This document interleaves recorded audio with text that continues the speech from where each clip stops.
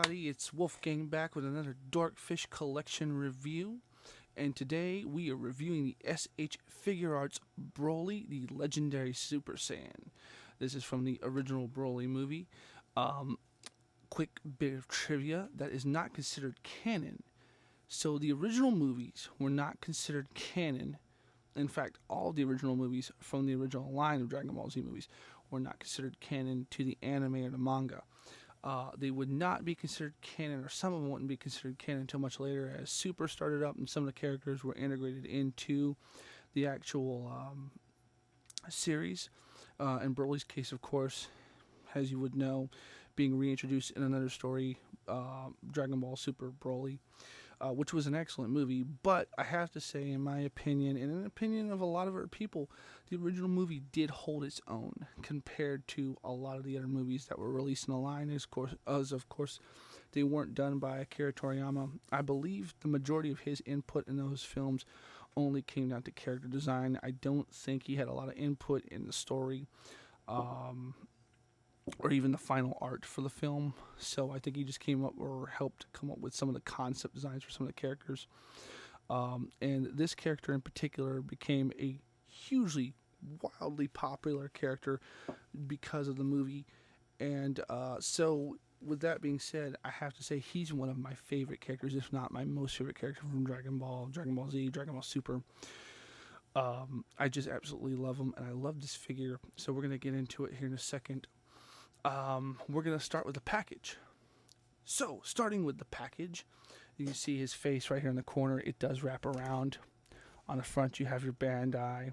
You have all your official taggings and everything that you would need, Funimation, everything that you would need to know for a fact that this is not a ripoff, but a real SH Figuarts. There's a lot of SH Figuarts ripoffs out there, but the big thing to tell you that this is not is having your Bandai, having this here, having all your tags, your labels, and everything for the companies that help make them. So that's your front, of course. Broly, legendary Super Saiyan up top. Product shot in the back. We are going to look at, of course, some of the things he comes with first. So the first thing we're going to do is get him out of the package, and we're going to look at his accessories. All right, here he is out of package. Man, does he look so good. I mean, just head to toe, the paint, the brush, the wash over him, the detail work, line work, in terms of the actual sculpt itself. Just an excellent, excellent job. Head to toe, probably for their earlier works, one of the best DBZ figure arts you could get your hands on. Just a phenomenal figure. So we're going to get to some accessories right quick. The first being this green ore. This is one of 3 that comes in the figure package. And it is one of his energy or his key attacks. Pretty cool, small little white.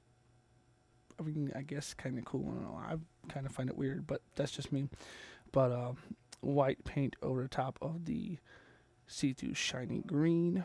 Little peg port right there so that you can peg the orb into one of the stands so it can stand still. Now I've got pictures of it to show you where you can peg it into the stand and then put his hands across like he's throwing or sending the blast off. So it's pretty cool. He's got 3 face sculpts.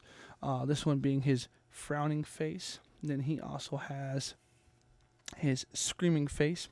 Very well done. And then he has his sadistic smirking face, which is also really well done. All 3 faces are done. The shading on them are done really well. The detail work, the eyebrows, the lining, just shading and all, and the earrings attached. And that's the thing is with figure arts is they have such a great attention to detail with these figures. The accuracy from them looking at the manga and looking at the anime and translating it over to the figures. They do such a great job. You can tell it's a little bit earlier as compared to some of the other newer ones where the joints are a little more seen and they're a little uglier than some of the newer joints. But hey, price to pay. I mean, I still really enjoy the figure. So Looking at other accessories, we have the 3 faces. And just so you know, if you want to peg the faces in and out to change them, all you got to do is take, with him, it pops out 2 ports right there for the hair, and the face pops right off. And all you got to do is port that right back in, and any face that you want to go in and out. But while I have pictures with the other faces I'll put up for the remainder of this review, I'm going to keep with the frowning face because I really like that face. Looking at the rest of the accessories, we've got 2 flat blasting hands. The detail and line work, sculpt work, very well done. I like it. And then 2 grasping hands.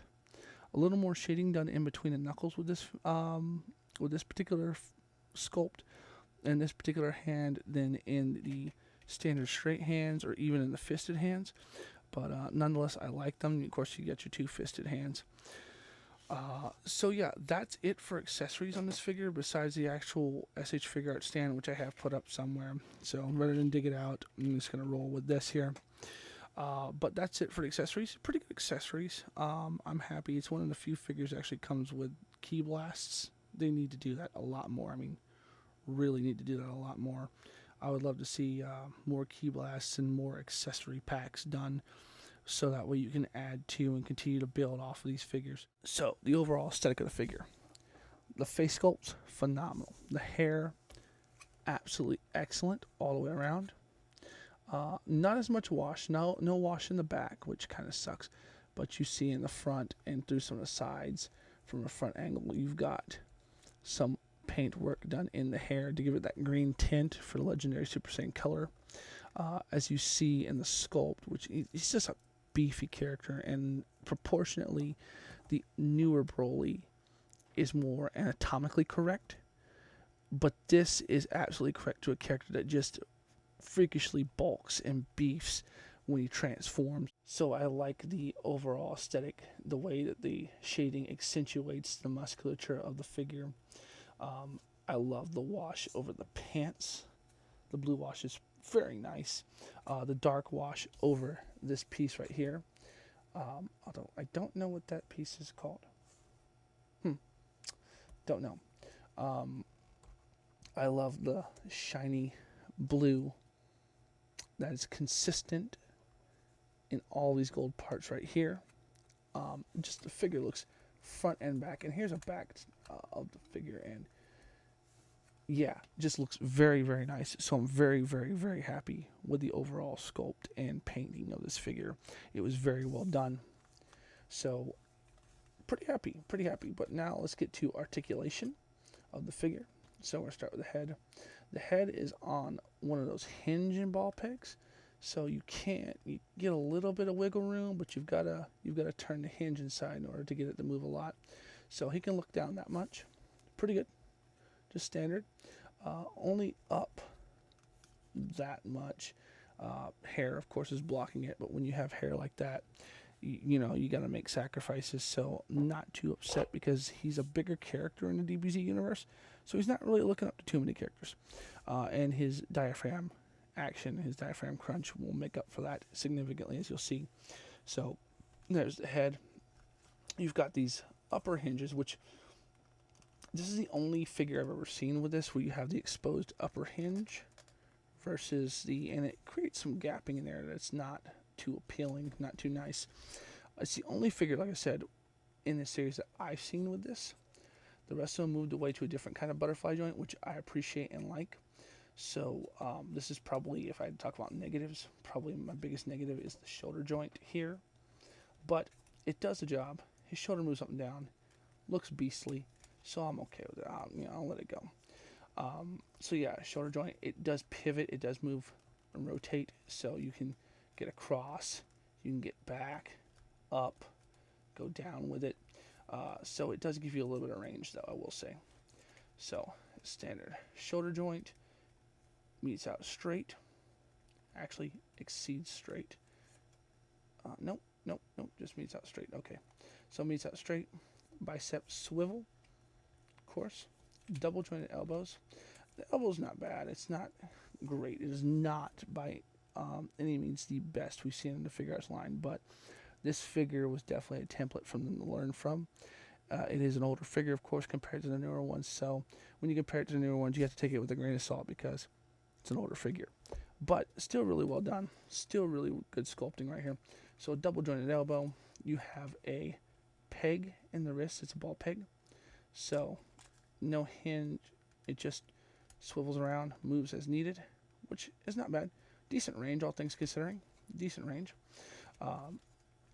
You've got your diaphragm here, which you can't really turn, kind of side to side, but your big motion is forward and backwards. So backwards and forward.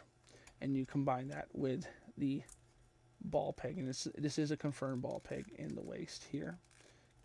You combine that together, your crunch forward looks about like that,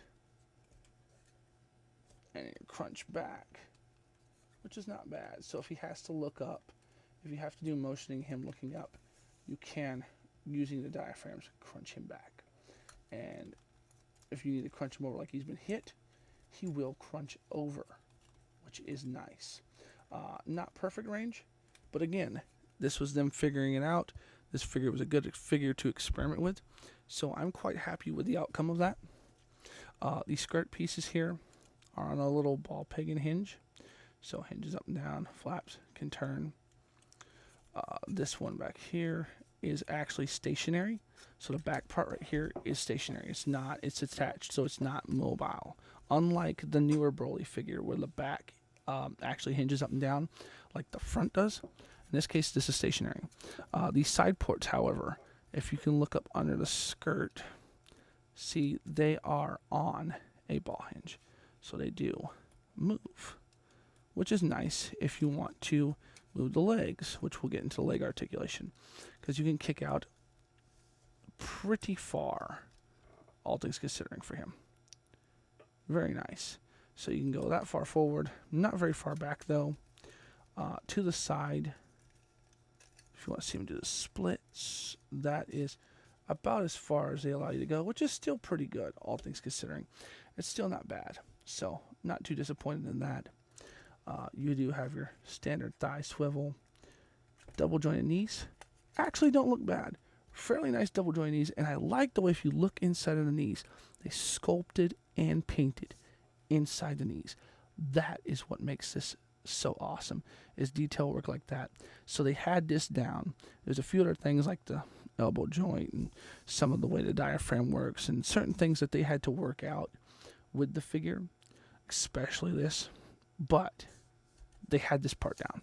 So they were definitely working on it. They definitely showed they cared, and that's something I really enjoy. So they have these standard, and it is a ball peg ankle. The problem with this figure is he is a beefy figure, and his feet are accurate size. And you can understand now, and I say it's a problem with him, but now he's standing, is if you're not careful, if you're trying to pose him around, the ankles get weak and want to move. And the toe hinge, which, so we'll get to that. You've got a toe hinge. Oh, there it went. Whoop, whoop.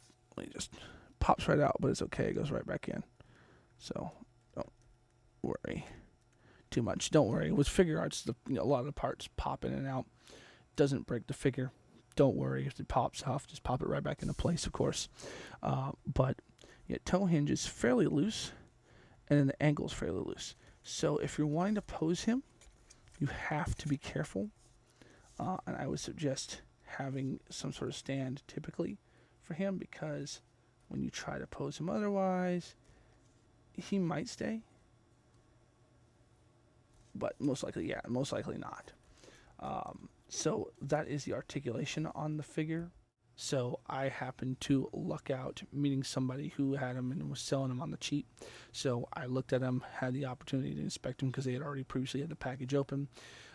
Everything was there. He was in very good condition, still is, of course. And so I bought him for a very good price.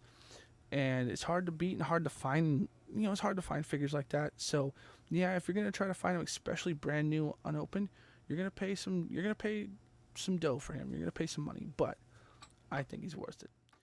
With that being said, I do hope you've enjoyed this review. I am going to bring it to a close now. Do me a favor, a like, share, comment down below. Let me know what you think. Let me know what you think of Broly. Thank you guys for checking us out.